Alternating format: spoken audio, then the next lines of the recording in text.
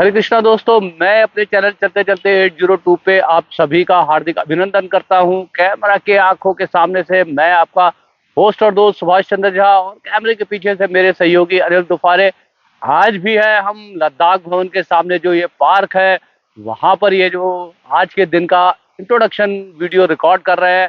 तो दोस्तों, मैं बताना चाहता हूं आपको कि जो जो दिन गुजर रहे हैं, आज 14वां दिन है सोनम वांगचुक सर के जो है आमरण अनशन का। और जो जो दिन गुजर रहे हैं, त्यों त्यों दीपावली का त्योहार आगे आ रहा है। इसका मतलब यह है कि भगवान श्री राम अयोध्या के नजदीक पहुंचते जा रहे हैं। और जैसा कि आप जानते हैं, पूरे भारत में दीपावली का जो है त्योहार बहुत धूमधाम से मनाया जाता है। और ये रोशनी का त्योहार है, आशाओं का त्योहार है, उम्मीदों का जो है त्योहार है। तो ऐसी ही एक उम्मीद लगा करके हमारे सीमावर्ती क्षेत्र से, लेह लद्दाख से बहुत सारे पदयात्री यहाँ पर चले आए थे, कुछ पर्यावरण से जुड़ी मांगों को लेकर के। तो दोस्तों, मैं आपको बताता हूँ, जल, जंगल, जमीन, जिससे कि हमें साफ धरती मिलती है, साफ हवा मिलता है, साफ पानी मिलता है। तो साफ धरती, साफ हवा और सब साफ पानी पर हम सभी का अधिकार है। तो आप इस बात को जान लीजिए कि जो लोग जल, जंगल, जमीन की बात करते हैं, वो नक्सली नहीं होते हैं। सभी को जो है साफ जमीन, साफ हवा और साफ पानी मिलना चाहिए। ये हमारा नैसर्गिक और जो है प्राकृतिक अधिकार है, जो हमें प्रकृति ने हमको दिया है। इन्हीं जल, जंगल, जमीन के मुद्दों को जो आप एक जगह इकट्ठा कर देते हैं, तो इनके लिए एक शब्द बनता है पर्यावरण। तो दोस्तों, सोनम वांगचुक जो है एक अपॉलिटिकल आदमी है। हालांकि वो एक राजनीतिक परिवार से आते हैं। राजनीतिक परिवार में जन्म लेना या राजनीतिक परिवार से आना कोई अभिशाप नहीं है। जैसा कि आप जानते हैं कि लाल कृष्ण आडवाणी के दो बच्चे हैं, एक का नाम है जयंत आडवाणी, दूसरी का नाम है प्रतिभा आडवाणी। और लाल कृष्ण आडवाणी के दोनों ही बच्चे राजनीति में नहीं है। उसी तरह से सोनम वांगचुक सर के जो है पिता भी जो है राजनीति में थे, पर सोनम वांगचुक राजनीति में नहीं है। वो एक इनोवेटर है, शिक्षक है, पर्यावरणविद है और इन्वायरमेंटलिस्ट के साथ साथ जो है साइंस के स्टूडेंट है। और बहुत सारे उन्होंने मानवीय कल्याण के लिए आविष्कार किए हैं, जिससे लेह लद्दाख ही नहीं, भारतीय सेना भी जो है लाभान्वित है।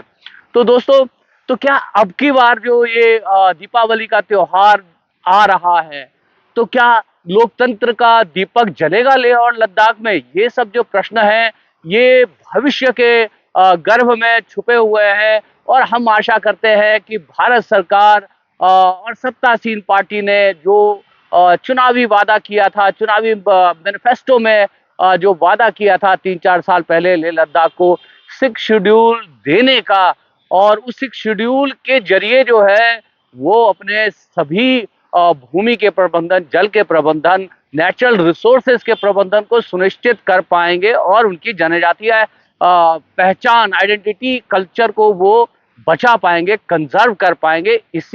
इन्हीं सब मांगों को लेकर के वो दिल्ली तक चले आए हैं। और मैं आपको बता दूं कि पर्यावरण से जुड़े जो मुद्दे हैं, वो हम सबके हैं। वो सोनम वांगचुक जो मुद्दे उठा रहे हैं, साफ हवा हमें भी चाहिए, आपको भी चाहिए, साफ पानी हमें भी चाहिए, आपको भी चाहिए, और साफ धरती, धरा, वसुंधरा जो है हमें भी चाहिए और आपको भी चाहिए। तो ये जो बातें हो रही हैं, ये खाली लेह लद्दाख की बातें नहीं है, ये हम सब की बातें हैं। यदि आपको साफ पानी, साफ हवा और जो है साफ धरती चाहिए, तो आपको सोनम वांगचुक जैसे लोगों की विचारधारा के साथ खड़ा होना पड़ेगा। सोनम वांगचुक की विचारधारा और पर्यावरण के मुद्दों के साथ खड़ा होना अपने आप के साथ खड़ा होना है, ना कि जो है सोनम वांगचुक या लेह लद्दाख के मुद्दों के साथ। तो कुछ लोग जो है भ्रमित करने का प्रयास करते हैं कि ये लेह लद्दाख के मुद्दे हैं, ये राजनीतिक मुद्दे हैं, ये राजनीतिक स्टंटबाजी है। तो मैं आपको बताना चाहता हूं कि पर्यावरण के जो मुद्दे हैं, वो कोई राजनीतिक मुद्दे नहीं है। और यदि इस देश की राजनीति में पर्यावरण के मुद्दों के ऊपर राजनीति हो, तो ऐसे राजनीति का भी स्वागत होना चाहिए। तो दोस्तों, आज भी हम यहाँ पर आए हैं उनका आज का जो है स्वास्थ्य देखने के लिए कि उनकी कैसी स्थिति है और किस तरह के लोग उनसे मिलने आ रहे हैं और कितनी बड़ी संख्या में धीरे धीरे बच्चे यहाँ पे मिलने के लिए आते हैं, पर्यावरणविद मिलने के लिए आते हैं और बहुत सारे उनके शुभचिंतक उनसे मिलने के लिए आते हैं। तो ऐसी ही कुछ वीडियो की झलकियों को जो है हम आपके साथ जो है साझा करके जाएंगे। तो दोस्तों बताना चाहता हूं कि जल जंगल जमीन के मुद्दे को करने वाले लोग ना जो है नक्सल होते हैं, ना अर्बन नक्सल होते हैं, ना जो है आंदोलनजीवी होते हैं। तो इस तरह से चीजों को जो लोग करने का प्रयास करते हैं उनसे मेरा निवेदन है कि पर्यावरण, यदि ये राजनीति भी हो, यदि पर्यावरण जल जंगल जमीन शुद्ध हवा पानी और जो साफ सुथरी धरती की यदि राजनीति भी हो, तो ऐसी राजनीति को सबको करना चाहिए और ऐसी राजनीतिक जो है विचारधारा के आंदोलन में जो है जहां भी जो लोग खड़े हैं उनके साथ जब जैसा जिसका समय मिलता हो तो उनके साथ खड़े होकर के जो है इस धरती के पर्यावरण को बचाने में आप भी अपना सहयोग दे सकते हैं। बातें अच्छी लग रही हो तो चैनल अभी तक सब्सक्राइब ना किया हो तो सब्सक्राइब कर लीजिएगा। लगे कि इन बातों के ऊपर कुछ बातें भी लिख देनी चाहिए तो कमेंट बॉक्स में बातें भी लिख दीजिएगा। और लगे जो है कि ये वीडियो दूर दूर तक पहुंचना चाहिए ताकि जो है हम सब मिलकर अपने धरती के जल जंगल जमीन यानी पर्यावरण की रक्षा जो करने की जो ये मुहिम है, इस मुहिम को जो है जन जन तक जो है आप पहुंचा करके अपने अपने सोशल मीडिया से अपने लिए ही आने वाले समय को अच्छा करेंगे। तो दोस्तों इसी के साथ आज के दिन की शुभकामनाएं आप सबको देते हुए विदा लेता हूं और दोबारा से कहता हूं कि ये जो मुद्दे हैं, ये जिन मुद्दों पे हम खड़े हैं, ये हम सब के मुद्दे हैं। तो यदि आपको लगता है कि आपको अपने साथ खड़े होने की जरूरत है तो आइए ऐसे मुद्दों के साथ खड़े होते हैं। यहाँ नहीं आ सकते तो अपनी अपनी जगह पर जो है खड़े होते हैं। तो वीडियो समाप्त कर रहा हूँ। हरे कृष्णा।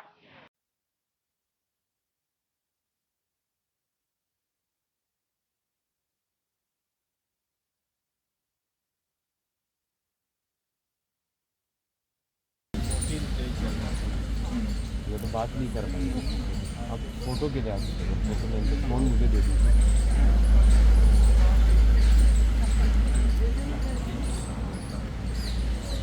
मेरे को करते उन 3 को कर देते हैं, बाकी मैंने बताया आप 3 आइए, आप इधर आ जाइए।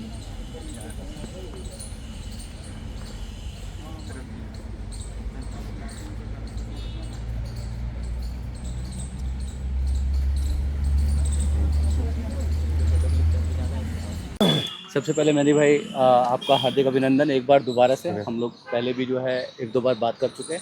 जैसा कि अभी हमने देखा कि आज उनका 14वां दिन है अनशन का, तो एनर्जी लेवल काफ़ी डाउन है। तो सबसे पहले तो आप उनकी तबीयत के बारे में हमें बताइए कि कैसी तबीयत है उनकी।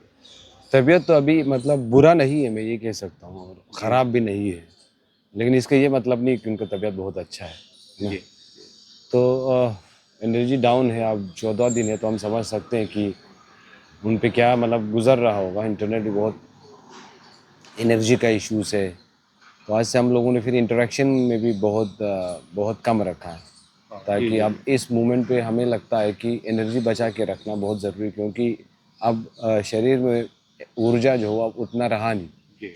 तो उनका ख्याल रखने के लिए, और वो बात भी ज़्यादा नहीं कर पा रहे पहले से, वो सिर्फ पब्लिक से नहीं हमसे भी, क्योंकि हम भी लगातार उनके साथ यहाँ पे काम कर रहे हैं। जी जी तो हमसे भी ज़्यादा मीटिंग या लंबी मीटिंग या बातचीत जो होता था वो नहीं हो पा रहा।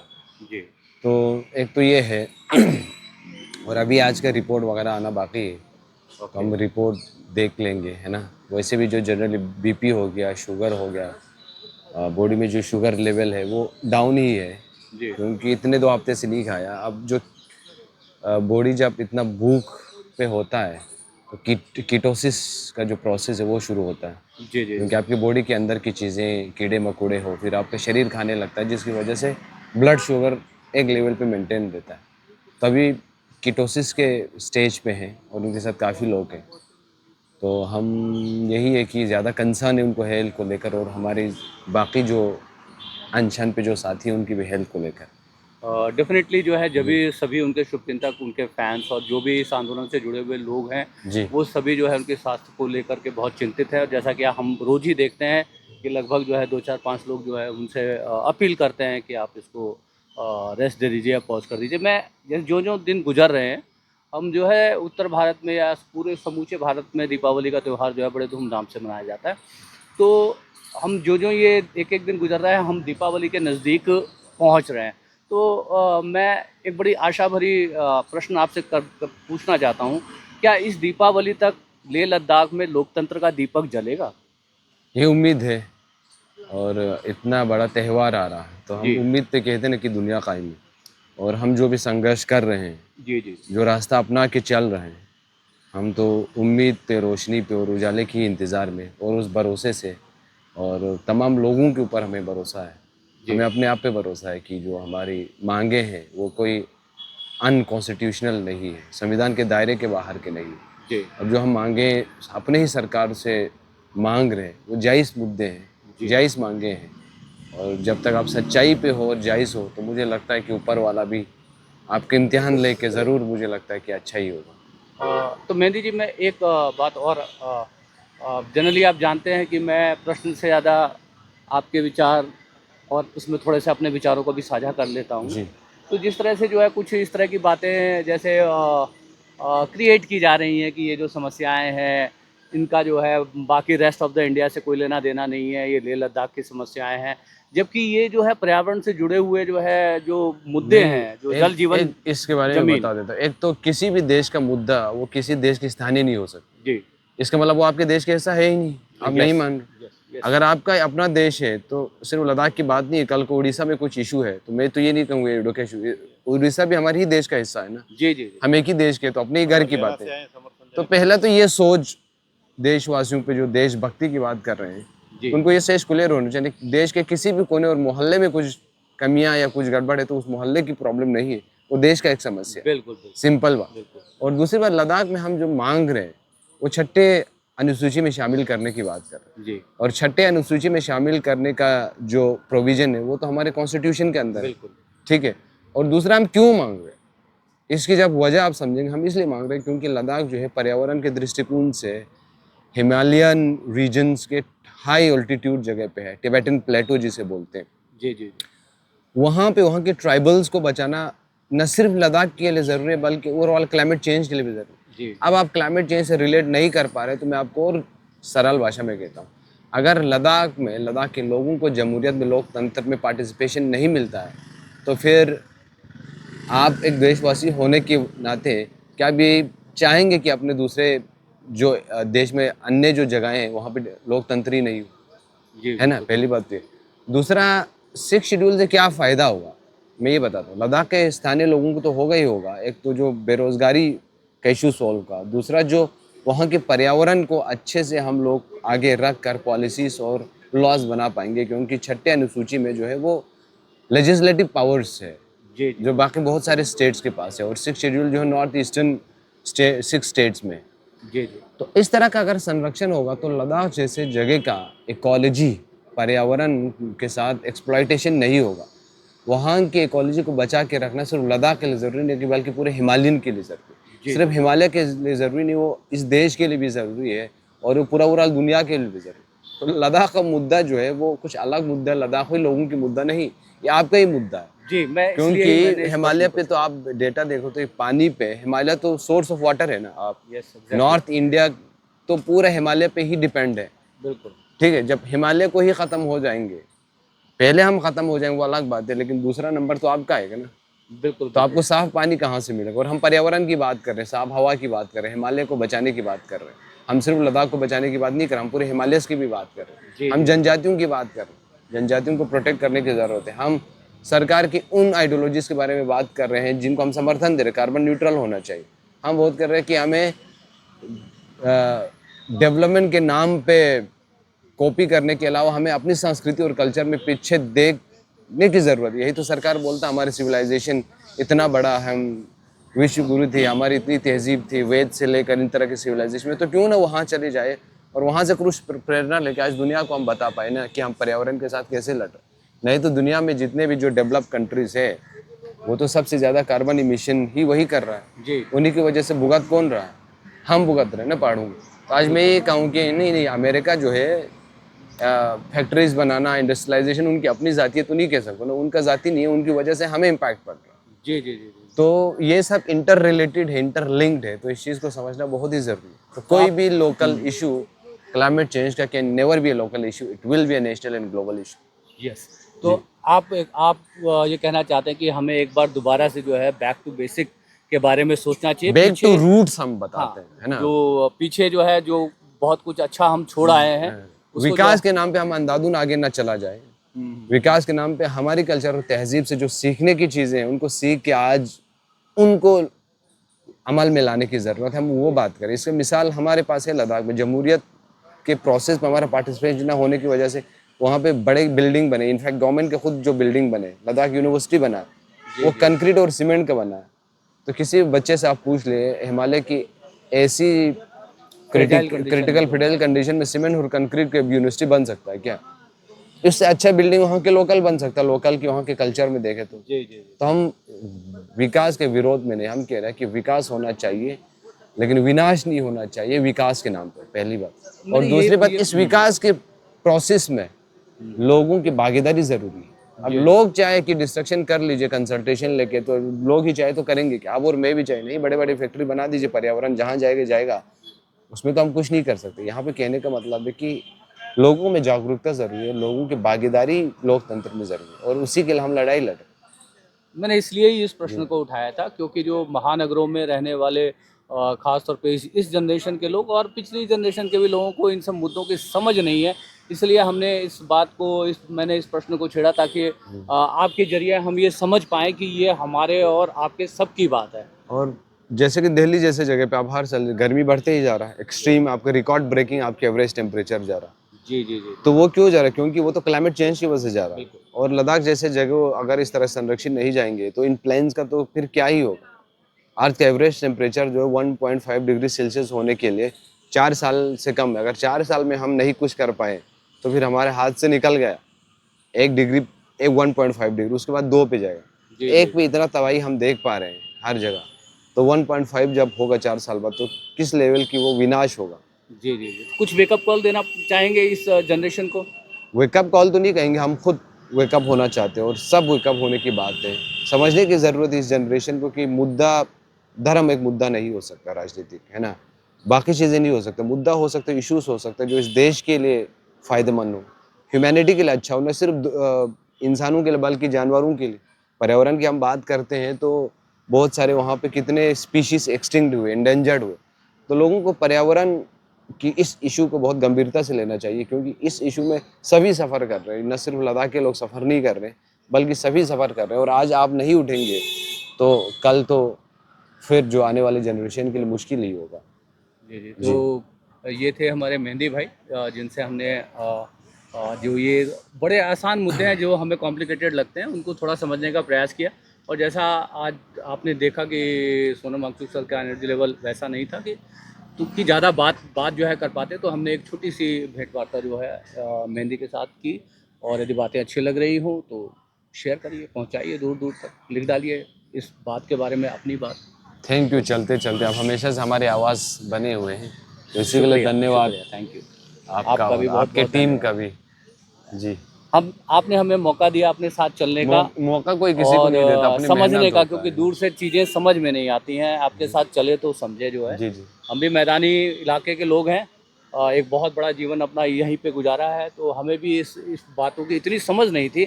आप लोगों के साथ जो है संगति में आकर के जो है थोड़ा हमें समझने का मौका मिला। हम उसी समझ को आगे बढ़ाना चाहते हैं अपने चैनल के माध्यम से, और आप जैसे लोगों से बात करके जो इन मुद्दों की आवाज़ को जो है जहाँ तक भी हमारी छोटी मोटी रीच है वहाँ तक जो है पहुँचाना चाहते हैं। Thank you so much. Thank you.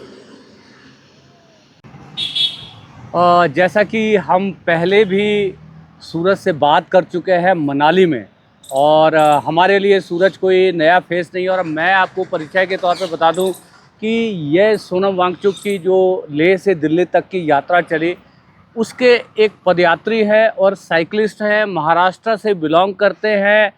और इस समय हम खड़े हैं लद्दाख भवन के बाहर से, ये वीडियो शूट कर रहे हैं। तो दोस्तों मैं आपको बताना चाहता हूँ कि लेह से लेकर मनाली तक जो पदयात्रा में सूरज रहे, उसके बाद क्योंकि सूरज साइकिलिस्ट है तो अपनी साइकिल लेकर के आगे की अन्य यात्राओं पे निकल गए। तो सबसे पहले हम सूरज जानना चाहते हैं कि एक बार दोबारा से सबसे पहले तो आपका जी। जो वेलकम करते हैं अपने चैनल जी, चलते धन्यवाद, चलते धन्यवाद, 802 के ऊपर। जी और धन्यवाद। क्या खींच रहा है यहाँ दोबारा से सोनम सर के पास आपको?